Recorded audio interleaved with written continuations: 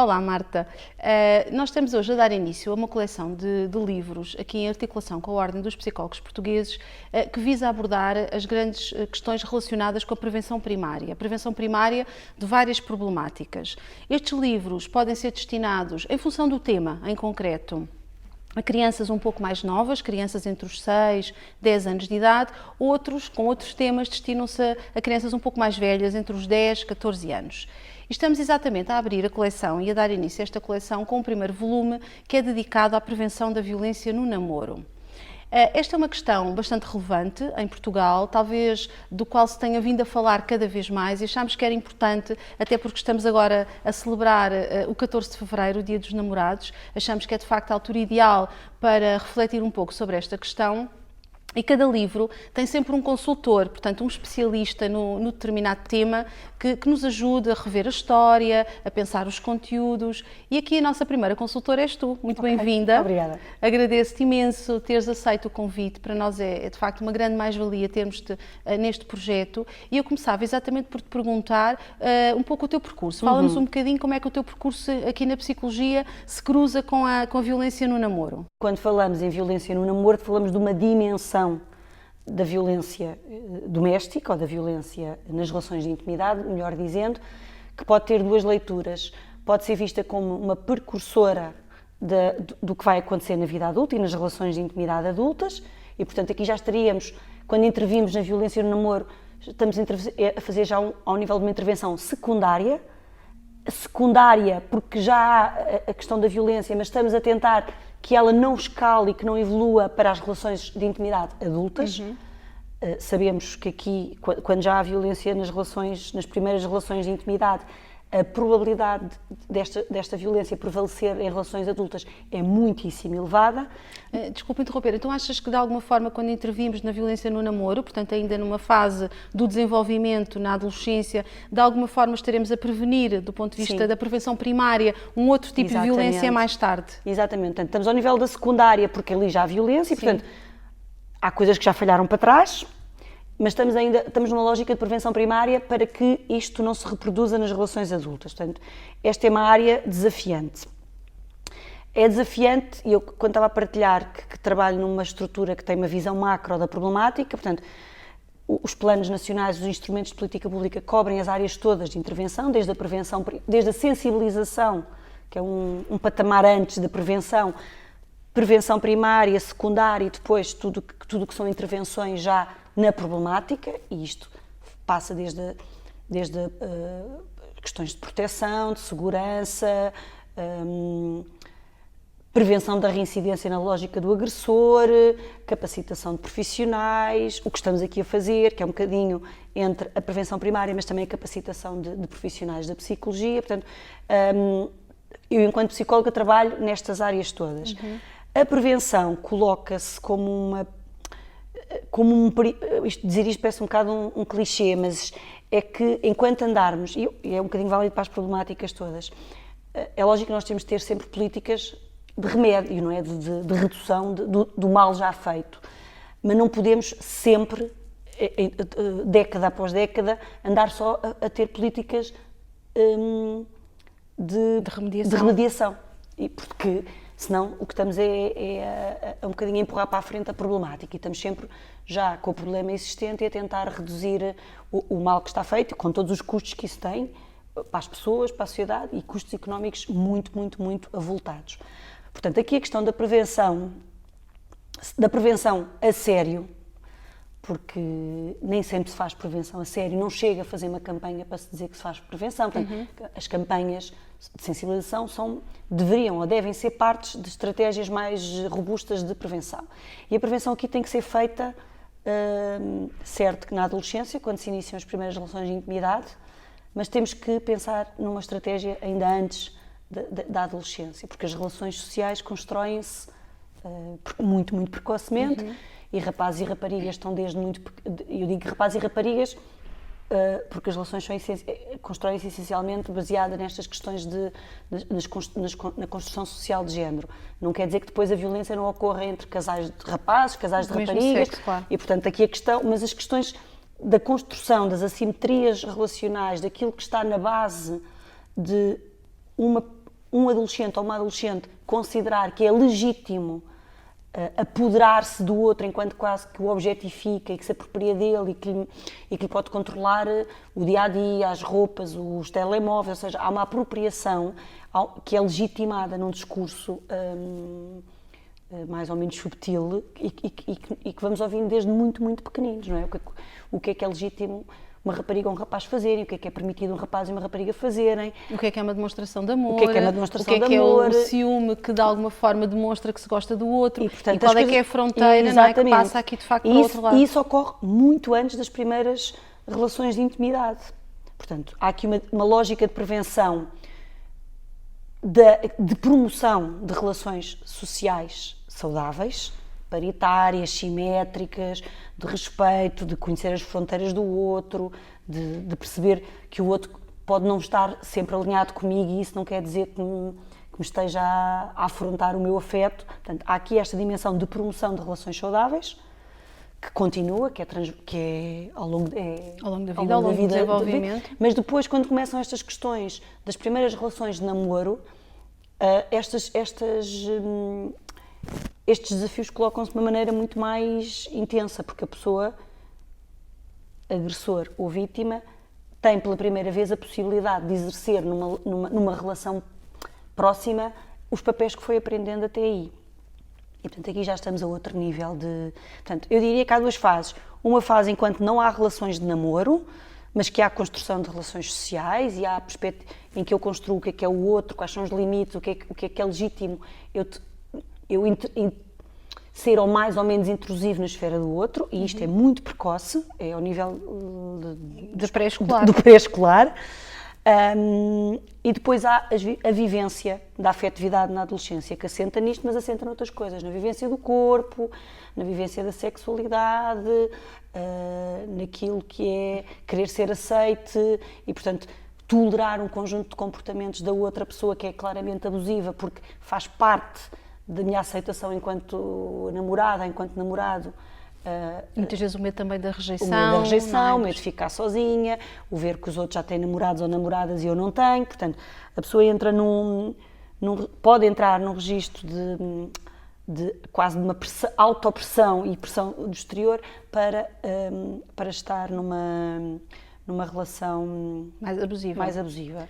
Na nossa história, a personagem principal, que é a Leonora, e que é aqui envolvida numa relação, de facto, um bocadinho complicada com o Miguel, vai tendo ao longo da história o apoio de duas grandes amigas, não é? Colegas e amigas da mesma idade. Qual é que é aqui o papel dos pares, não é? Em que medida, porque já falámos um pouco na comunidade, na família, não é? Que tem, no fundo, esta oportunidade de proporcionar às crianças, desde muito cedo, uma série de modelos e de vivências, e depois quando chegamos a esta fase, dos 10, 12, 14 anos, qual é que pode ser aqui o papel dos pares em termos, não só de identificação de sinais, de confronto também com os próprios adolescentes, que possam estar a vivenciar uma situação dessas, mas nem sequer a entendam dessa forma, lá está, muitas vezes as tais crenças que permitem legitimar uma série de violências. Qual é que pode ser aqui o papel dos amigos e das amigas, portanto, do grupo de pares? Eu diria que é um papel fundamental, porque a maior parte destas situações não são do conhecimento dos familiares e muitas vezes nem sequer dos e das profissionais que estão nas escolas.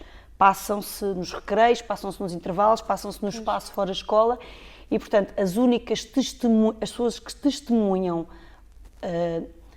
o crescendo, que normalmente pauta estas relações, que é de passar de uma escalada de coisas mais subtis, de violências mais subtis, de controles mais subtis, até, no limite, agressões físicas e sexuais muito graves, os pares são, normalmente, os primeiros. Não são os primeiros, porque a primeira é a pessoa que está na situação, mas são normalmente as primeiras testemunhas e não raras vezes, as únicas testemunhas. E aqui a questão de capacitar os pares para serem vigilantes nestas relações é tão mais importante quando sabemos que uma das estratégias destas relações abusivas é fazer isolamento social desta pessoa. Ora, se eu lhe começo a privar a pessoa dos contactos e das boias de salvação sociais que ela tinha, que é uma estratégia na adolescência que depois se reproduz na vida adulta, que é eu corto-te as redes, eu corto a rede social que tu tens, porque é muito mais fácil eu maniatar quem não tem suporte social. Muito mais vulnerável, portanto, muito mais frágil. E é muito importante capacitar rapazes e raparigas no sentido de terem um papel muito ativo, de não permitirem que isto aconteça no seu círculo de amigos. Porque a tendência é para o afastamento e para o isolamento da pessoa que está a ser agredida. Até porque quando começa alguma crítica do grupo de amigos e de amigas, uma das estratégias do agressor é começar a dizer: estás a ver, estão todos contra nós, eu bem te disse, este grupo não é bom para ti, as tuas amigas andam-te a pôr coisas na cabeça. Ou seja, aquela ideia do nós bastamos um ao outro, uma coisa muito romantizada, muito idealizada. Portanto, nós gostamos tanto um do outro que não precisamos, tu não precisas das tuas amigas, eu não preciso dos meus amigos. Portanto, esta coisa de isolamento é um clique muito gravoso na desproteção em que esta pessoa fica. Ou seja, temos que capacitar rapazes e raparigas para, não serem nem vítimas nem agressores, e temos que capacitar rapazes e raparigas para serem cidadãos e cidadãs absolutamente intolerantes face a uma situação destas. Para que não haja discursos de legitimação, de normalização, de banalização. E depois temos os conflitos de lealdade também nestes jovens, não é? Que sabem, mas têm um melhor amigo ou melhor amiga a pedir segredo e, portanto, nós na nossa história sentimos muito isso nas personagens, a dificuldade que foi para o grupo de pares pedir ajuda. Contrariamente àquilo que a Leonor queria, irem falar com a psicóloga da escola. Neste caso foi com a psicóloga da escola e isso remete aqui um bocadinho para a próxima questão, que é qual é que pode ser aqui o papel também da psicologia, agora em concreto, e de uma psicologia, não sei se lhe posso chamar assim, mas de proximidade, não é? Sim. Porque na escola, de facto, acaba por ser o contexto muito próximo e a psicóloga da escola, que tem o teu nome, que é a Marta, de facto assumiu aqui um papel muito importante porque conhecia a vítima, conhecia o agressor, conhecia o grupo de pares, conhecia muito bem o contexto. Claro. Qual é que pode ser aqui o papel da psicologia? Eu acho que há duas psicologias de proximidade que aqui têm um peso muito, muito grande. A escola e a saúde, porque estas situações podem ser detectadas ou reportadas na saúde, nomeadamente nos acompanhamentos rotineiros, em que normalmente estes adolescentes e estas adolescentes ainda estão abrangidos no âmbito do Sistema Nacional de Saúde. Isto remete-nos para dois problemas. A não generalização de psicólogos e psicólogas nas escolas, que seria absolutamente fundamental. Na nossa coleção de livros nós temos uma vila fantástica e maravilhosa. Pois, é um protótipo, é um protótipo idealizado. Sim. Porque há claro, outras profissionais nas escolas que podem ter esta sensibilidade e que até detectam em primeira mão estes problemas. Uma diretora de turma, ou seja, um professor, uma professora mais próxima, mas de funcionário, facto, muitas vezes, pensando agora até nos mais pequenitos, no primeiro ciclo. As educadoras, ou seja, os profissionais podem fazer a leitura do problema, mas depois ficarem com o problema nas mãos e muitas vezes por desconhecimento do o que é que eu agora posso fazer a seguir,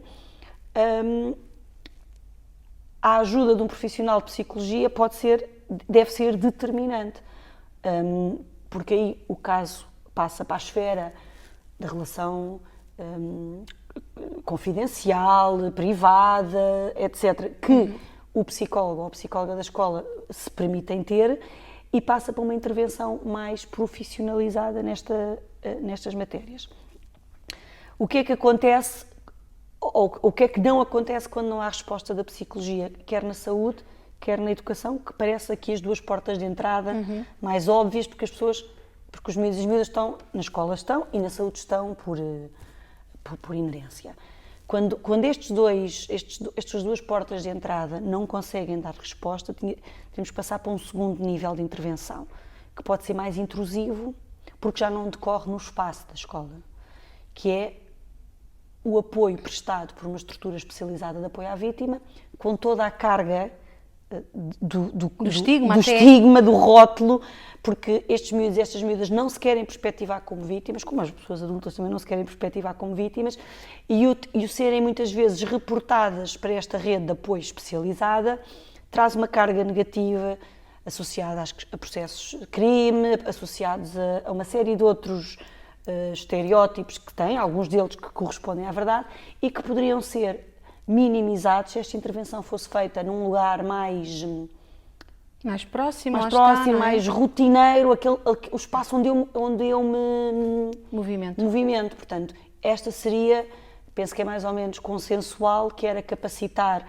psicólogos e psicólogas nos centros de saúde e na educação para que possam ser indiscutivelmente a porta de entrada, e até porque, não só a porta de entrada, como eles possam depois promover nas escolas programas adaptados àquelas pessoas concretas, àquele território, porque os miúdos são diferentes em Faro, são diferentes numa aldeia atrás dos montes, e portanto, alguém de dentro da escola que trabalhe com os miúdos e com as miúdas e com o resto da comunidade educativa, estratégias de sinalização, que pode, por exemplo, criar um sistema de denúncia anónima interna, em que os miúdos e as miúdas sinalizem sem se expor, ou seja, ninguém melhor do que quem está dentro do sistema e que tenha know-how técnico para trabalhar estas questões, para poder fazer prevenção primária, secundária e, no limite, terciária, se assim tiver que ser.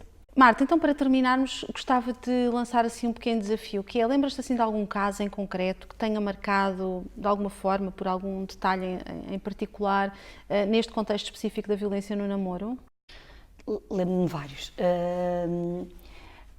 Um caso em que a psicologia tenha tido aqui um papel importante. Sim.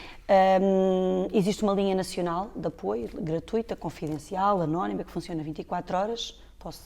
Podes e deves. 800 202 148 e que tem uma equipa multidisciplinar de pessoas da área da psicologia, do serviço social e do direito. E, portanto, é uma linha de informação genérica e de suporte inicial nas situações. Cada vez nos aparece mais nesta linha pedidos de ajuda de situações de violência no namoro. Porque as pessoas também começaram a perspectivar, por um lado, a ilegalidade deste comportamento.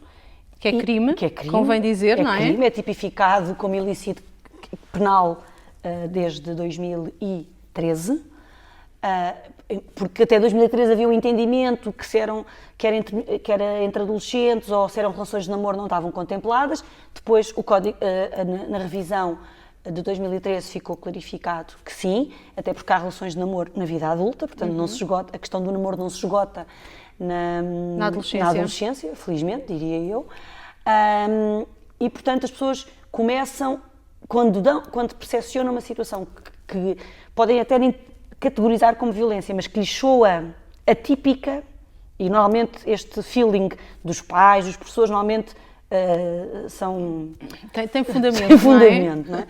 Portanto, e começam-nos a procurar, eu não diria diretamente as visadas, mas os adultos que estão à volta. Pais, mães, professores e professoras, profissionais de saúde, psicólogos das escolas. Portanto, ligam-nos a pedir orientações.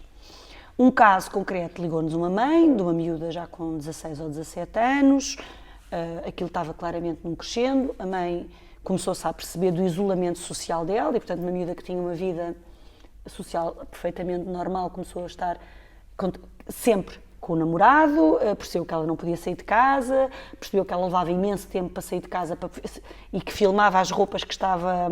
Que era para ter a aprovação prévia dele. Não sei o quê, portanto aquilo começou, a mãe começou a perceber que as coisas não estavam e que a miúda estava a entrar num processo depressivo e pronto. E pediu ajuda. O que tentámos foi identificar se a escola que ela frequentava no norte do país tinha serviço de psicologia. Tinha.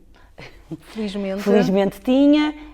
Sinalizámos a situação, dissemos à mãe para a miúda procurar o apoio da psicóloga da escola e disponibilizámos-nos para, se a colega tivesse questões concretas de intervenção, de procedimento, etc., para nos contactar. Contactou-nos, já não pela linha confidencial, portanto, pela linha com uma série de questões, porque ali havia já questões de agressão sexual, portanto, já se punham aqui questões complicadas. O miúdo já era maior de idade, portanto o agressor já era penalmente... Portanto, puseram-se uma série de questões, porque depois quem está a trabalhar nestas áreas, mesmo sendo psicologia, tem que saber... Algumas questões de direito. Pronto, tem que... E, portanto, demos este apoio à colega e a situação foi resolvida no seio da escola, no seio da comunidade educativa e com um grande envolvimento, sobretudo desta mãe, que pareceu uma pessoa bastante alerta e que não relativizou e que não permitiu que aquilo entrasse na escalada que estava claramente A assumir. a assumir. Muito bem, Marta. Então, mais uma vez agradeço-te o Obrigada, facto de eu. teres aceito ser consultora do nosso primeiro livro e vamos despedir-nos e vamos continuar seguramente a pensar sobre estas questões da prevenção primária e do papel que a psicologia pode ter na prevenção primária de uma série de problemáticas. Tá. Muito obrigada. Obrigada eu. Obrigada.